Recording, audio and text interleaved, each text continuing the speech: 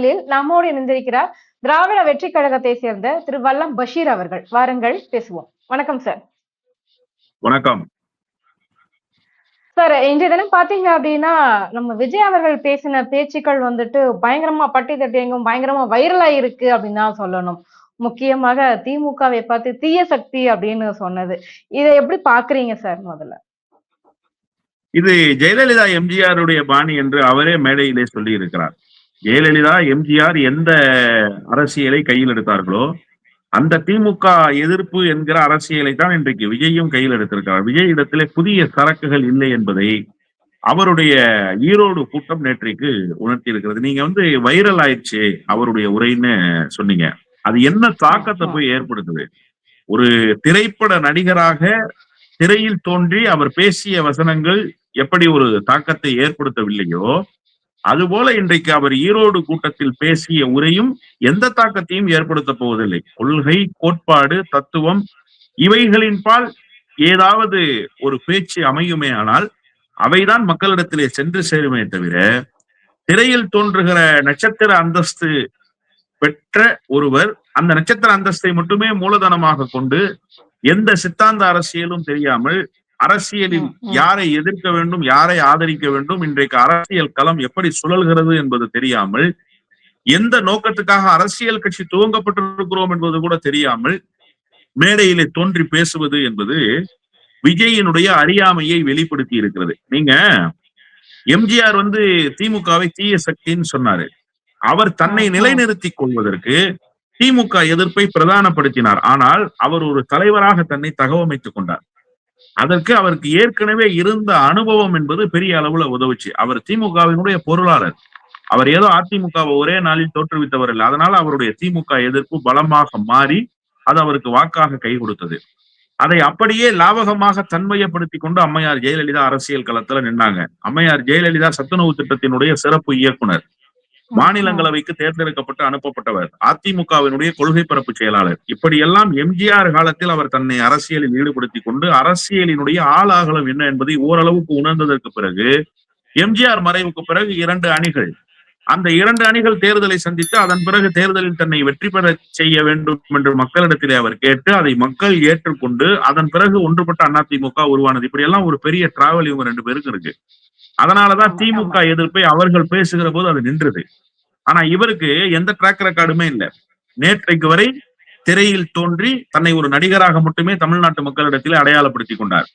இன்றைக்கு திடீரென தலைவராகிவிட்டு திமுக எதிர்ப்பை இவர் பேசினால் இவருடைய பேச்சுக்கு எந்த மதிப்பையும் மக்கள் அளிக்க மாட்டார்கள். அதிமுகவுடைய வாக்குகள் தனக்கு வரணும் அப்படின்றதுக்காக எம்ஜிஆரையும் ஜெயலலிதாவையும் மேடையில தூக்கி வச்சு பேசினாரு, அப்படி எடுத்துக்கலாமா? இல்ல, 2 காரணங்கள் இருக்கு. ஒண்ணு என்ன அப்படின்னா, திமுக எதிர்ப்பின் முன்னோடி யாருன்னு பார்க்க வேண்டியிருக்கு. இப்ப திமுக எதிர்ப்பின் முன்னோடிகளில் வெற்றி பெற்றவர்கள் பலரும் இருக்காங்க. மாப்போசி தொடங்கி ராஜகோபாலாச்சாரியிலிருந்து இன்றைக்கு இருக்கிற அண்ணாமலை, நயினார் நாகேந்திரன் வரை திமுக எதிர்ப்பை பேசுகிறவர்கள் தான். ஆனா இவர்கள் எல்லோரும் பெரிய அளவில் அரசியலில் நின்று நிலை பெற முடிந்ததா என்று கேட்டால் நிச்சயமாக நிலை பெற முடியவில்லை.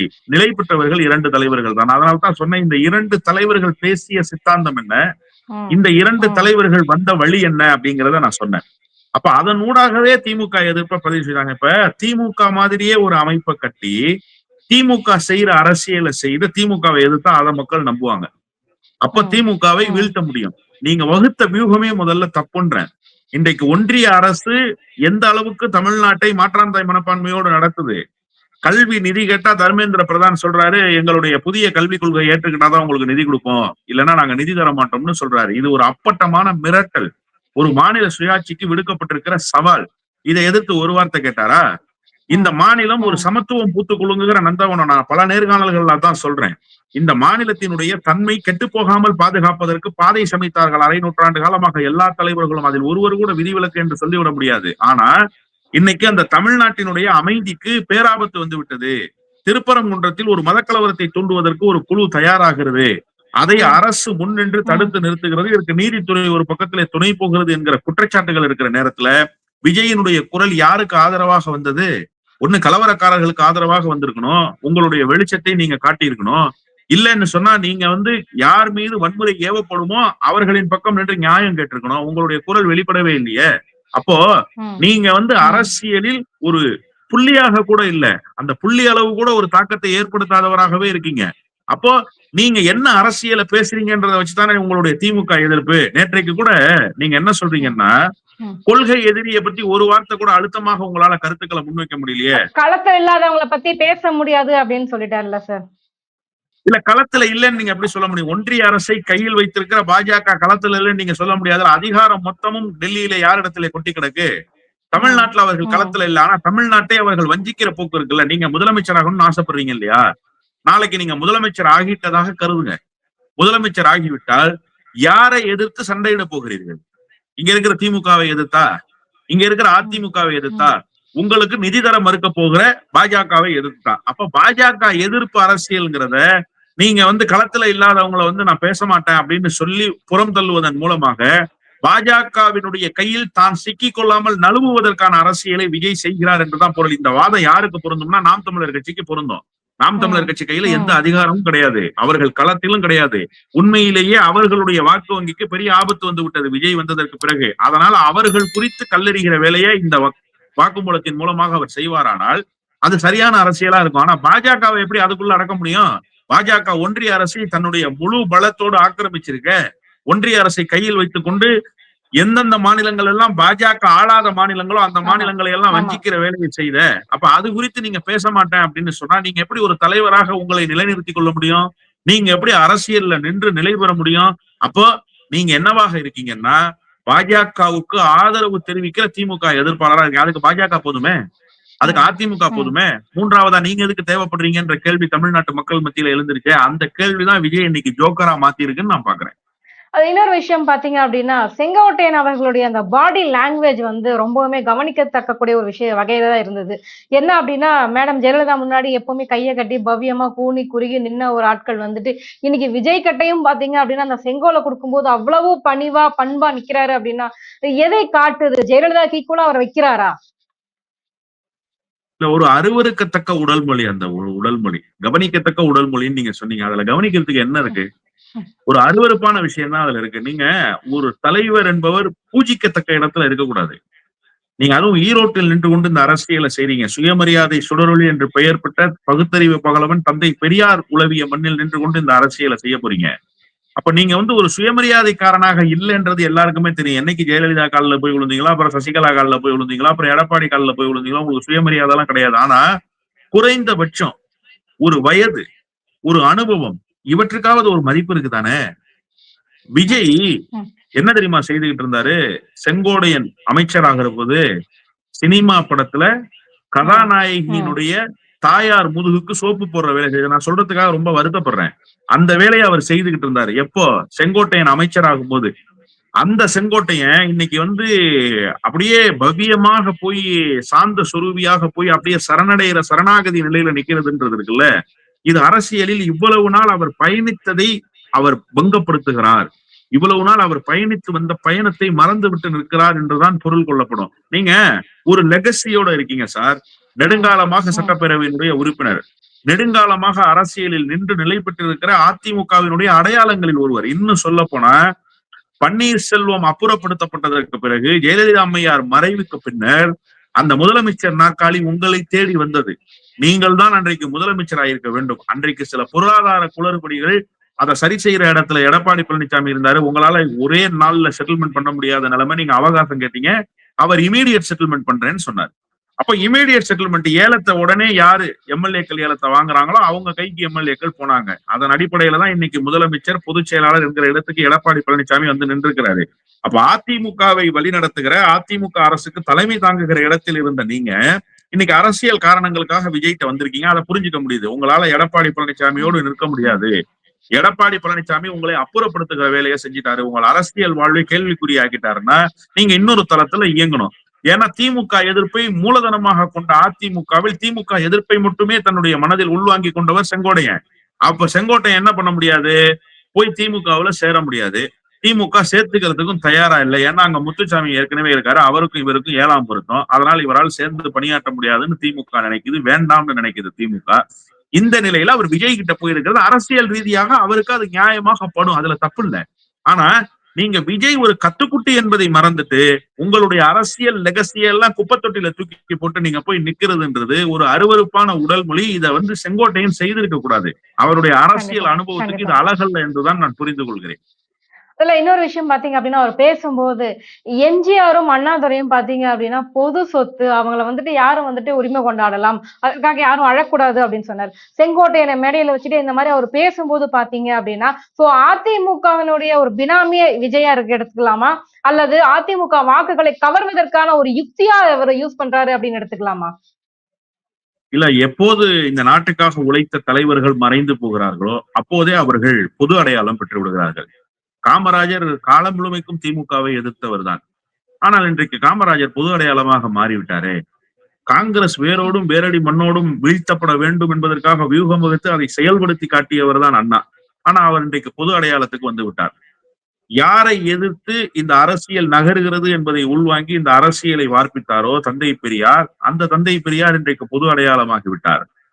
எந்த RSS அன்றைக்கு இருந்த இந்து மகா சபாவை எதிர்த்து தன்னுடைய அழுத்தமான வாதங்களை வைத்து இது சாதிய கூடாரமாக இருக்கு இந்த இந்தியாவை விடுதலை இந்தியாவாக மாற்றணும், உண்மையான விடுதலை இந்த சாதிகளில் இருந்துதான் கிடைக்கணும்னு சொல்லி பாபா சாஹிப் அம்பேத்கர் எந்த சிந்தனையோடு களமாடினாரோ, அவர் யார் சித்தாந்தத்தை எதிர்த்தாரோ அந்த சித்தாந்தத்தை ஏற்றுக்கொண்டவர்களே இன்றைக்கு அவரை கொண்டாடுகிறார். அப்ப பொது அடையாளத்துக்கு எல்லா தலைவர்களுமே வருவாங்க இறப்புக்கு பிறகு.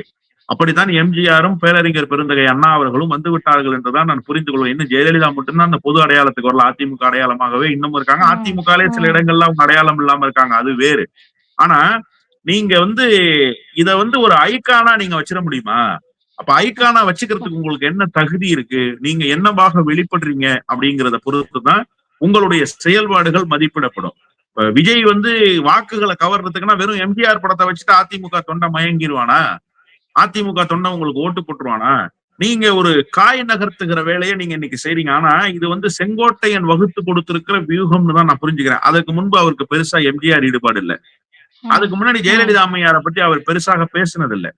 ஆனா நேற்றுக்கு என்ன பண்றாரு, மேடம் ஜெயலலிதான்றாரு. நீங்க ஊழலின் ஊற்றுக்கண்ணே ஜெயலலிதா தான்ற. நான் ஒரு குற்றம் தண்டனை நிரூபிக்கப்பட்ட ஊழல் குற்றவாளியாக தண்டனை நிரூபிக்கப்பட்டு சிறை சென்ற முதலமைச்சருங்கிற பெருமையை தமிழ்நாட்டுக்கு தேடி தந்தாங்களே. நான் பெருமைங்கிறத அவர் தேடி தந்ததன் பொருட்டு சொல்றேன். அதனால அது பெருமை கிடையாது, அது சிறுமைதான் தமிழ்நாட்டுக்கு.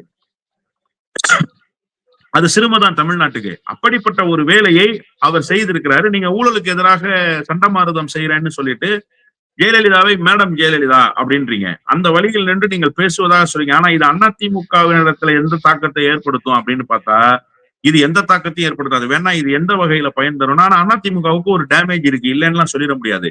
திமுக எதிர்ப்பு என்பதை நாங்க தான் வலிமையா பேசுவோம். எங்களை விட்டா திமுகவை எதிர்க்க ஆள் இல்ல களத்துலன்னு அதிமுக மாறு தட்டிக்கிட்டு இருந்துச்சுல்ல.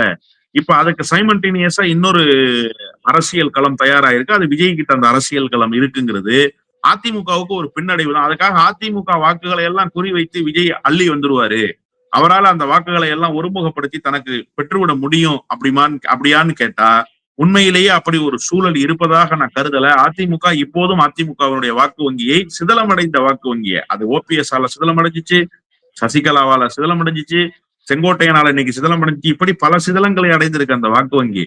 அந்த சிதலமடைந்த வாக்கு வங்கி விஜயால் பெரிய அளவுல பாதிச்சிருச்சான்னு கேட்டா இப்ப வரைக்கும் ப்ரூவன் ரெக்கார்டு இல்லை. அதனால விஜயால் பாதிக்கப்பட்டதாக நாம் கருத முடியாது. தேர்தலுக்கு பிறகுதான் அது தெரிய வரும். கண்டிப்பாக சார். இன்றைய காலகட்டத்துல பாத்தீங்க அப்படின்னா இந்த 3வது அணி அப்படிங்கிறது சாத்தியப்படல. ஆனா இன்னைக்கு மேடையில பேசும்போது பாத்தீங்க அப்படின்னா விஜய் அவர்கள் பாஜகவை எதிர்த்து ஒரு வார்த்தை கூட பேசல. குறிப்பாக திருப்பரங்குன்றம் இஷ்யூவோ இல்லாத அந்த 100 நாள் வேலை திட்டம் பத்தின ஒரு இஷ்யூ பத்தி எதுவுமே பேசவே இல்லை அப்படின்னும் போது கொள்கை எதிரின்னு சும்மா பேச்சுக்கு மட்டும்தான் சொல்லிட்டு இருக்காரு. ஆனா உண்மையால ரியலிஸ்டிக்கா பார்த்தோம் அப்படின்னா பாஜகவுக்கு ஒரு வகையில செல்ல பிள்ளையா இருக்காரு அப்படிங்கிற வாதம் உண்மைதானே சார்?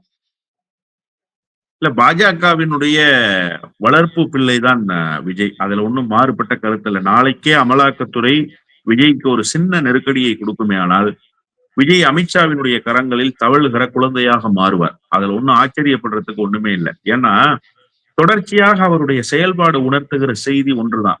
நான் பாஜகவை வலிமையாக அல்ல எளிமையாக கூட எதிர்க்க மாட்டேன் என்பதில் விஜய் மிகுந்த கவனத்தோடு இருக்கிறார், மிகுந்த அக்கறை கொண்டிருக்கிறார் பாஜக மேல. தொடர்ச்சியாக பாஜக செய்கிற அட்டூழியங்கள்ல ஒன்றை கூட அவர் அட்ரஸ் பண்றதே கிடையாது. இப்ப கூட ஆமா இந்த ஸ்பெஷல் இன்டென்சிவ் ரிவிஷன் வந்ததற்கு பிறகு தமிழ்நாட்டினுடைய வாக்காளர்கள் பாதிக்கப்படுவாங்கன்னு ஒரு பக்கம் கட்சிகள் கதறி கொண்டிருக்கிற நேரத்தில், புலம்பிக் கொண்டிருக்கிற நேரத்தில், இவர் இதற்கு காரணமாக இருப்பது திமுக தான் பேசினார். இத மேனிபுலேட் பண்றது திமுக தான் பேசினார். இது பாரதிய ஜனதா கட்சியினுடைய குரல். பாரதிய ஜனதா கட்சியினுடைய குரலைத்தான் விஜய் வெளிப்படுத்துகிறார் என்பதை கடந்த காலத்தில் விஜயே அவரை அம்பலப்படுத்தி காட்டிக்கிட்டார். இப்ப என்ன நிலைமை அப்படின்னு சொன்னா, பாஜகவை நான் விமர்சிக்கவே மாட்டேன்னு சபதம் ஏற்றுக்கொண்டுதான் வர்றாரு. பாஜக யாரையெல்லாம் எதிர்க்கிறதோ அவர்களை எல்லாம் இவரும் எதிர்க்கிற வேலையை செய்யறார். பாஜக எந்த அரசியலை கையில் எடுக்கக்கூடாதுன்னு நினைச்சோ அந்த அரசியலை இவரும் கையில் எடுக்கக்கூடாதுன்னு நினைக்கிறேன். நீங்க ஈரோடுன்னா பகுத்தறிவு பகலவன் தந்தை பெரியாரினுடைய நினைவு தானே ஈரோட்டுல இருக்கும்போது வரணும்.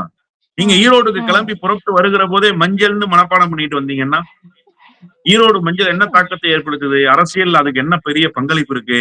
நீங்க இந்த விசுவின் அரட்டை இறக்கத்துல பாத்தீங்கன்னா அந்த ஊர்ல போய் அந்த ஊரை பத்தியே சொல்லுவாரு. காவிரியின் சிறப்பு பத்தி பேசுவாரு. தஞ்சாவூர்ல நின்றுகிட்டு இங்க நெற்களஞ்சியம் பாரு, இதுதான் இந்தியாவுக்கு சோறு போடுதும் பாரு. இதெல்லாம் தஞ்சாவூர்ல நின்றுட்டு தஞ்சாவூரை பத்தியே பேசுவாரு.